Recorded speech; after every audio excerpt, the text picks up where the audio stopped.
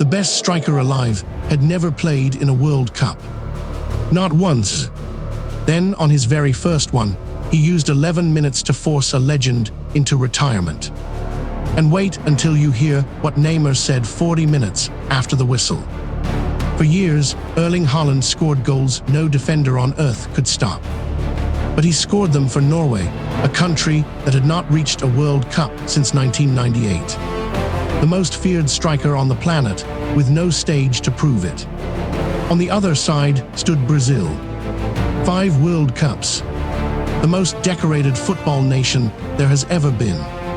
But Brazil carries a curse. This tournament has broken their hearts before, in ways the world never forgot. July 5th, New Jersey. The round of 16. For 79 minutes, nothing. And then Haaland rose above everyone, met a teammate's cross, and buried it. 1-0. The 90th minute.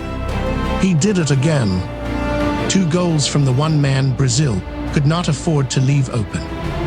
The 5-time champions were crashing out to a country that had never won a single World Cup knockout game in its history.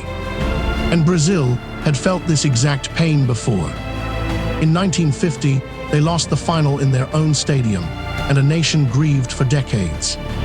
In 2014, on home soil, they were humiliated 7-1. Heartbreak is Brazil's oldest ghost. And in the middle of the wreckage stood Neymar, 34 years old. Brazil's golden boy for a decade. He scored one last penalty, a goal that meant nothing, and when it ended, he walked straight to the cameras. But before you hear it, understand what Haaland had just done. 7 goals in this tournament. Level with Messi. Level with Mbappé. The man with no World Cup was now its top scorer, dragging little Norway to their first quarterfinal ever. Then Neymar spoke. I tried. It started here, and I finished here. It is over. A generation's greatest Brazilian had just walked away from his country.